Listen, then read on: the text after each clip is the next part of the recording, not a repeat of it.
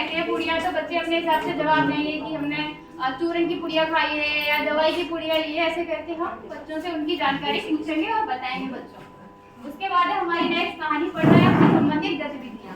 ये हमारी 20 मिनट होगी। मैम कहानी पढ़ के सुनाएंगी शरारत की पुड़िया। कहानी का शीर्षक एडवांस में तो शायद 15 मिनट की है ना कहानी। हाँ जी मैम 20 मिनट की है। ये एडवांस स्तर वाला है। 20 मिनट की है पहले हाँ। सबका। ये नहीं मैडम आपने 5 अच्छा 5 ओके ओके। अच्छा आज मैं एक स्टोरी सुनाने वाली हूँ कविता का जिसका टॉपिक आप लोग मुझे खुद बताएंगे, मैं नहीं बताऊंगी किसी को। अच्छा ये चीज क्या है? कुछ नहीं भैया। ये क्या चीज है? कागज है। अच्छा और कोई? कागज के अलावा मैंने इसको फोल्ड किया हुआ है। कुछ नजर आ रहा है इससे? क्या है ये? पुड़िया है।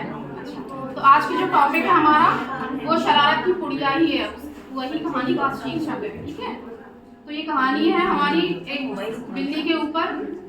ठीक है, अब ध्यान से ये सुनिएगा। मैं आज अपने घर लौटा तो घर की हालत देखकर मेरा सिर चकरा गया। टेबल पर किताबें उल्टी पुल्टी खड़ी थीं।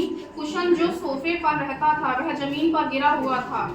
कुशन के हाथ पैर तो होते नहीं जो खुद गिर जाए। जरूर यहाँ कोई आया है और जानबूझकर ऐसा किया है। घर के लोग बुआ की बेटी की शादी की तैयारियों में लगे हुए हैं। उन्होंने इस बात पर ध्यान भी नहीं दिया होगा कि घर कितना बिखरा हुआ है।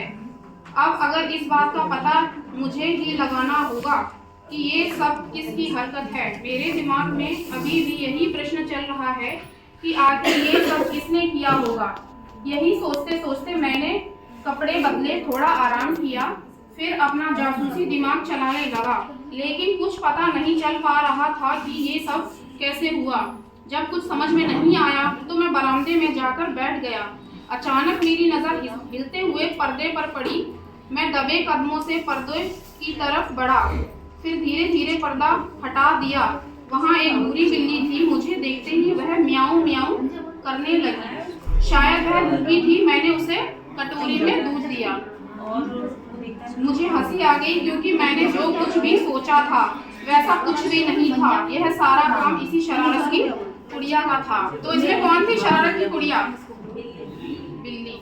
और वो कहाँ छुपी थी? पर्दे। और उसको क्या पिलाया? दूध।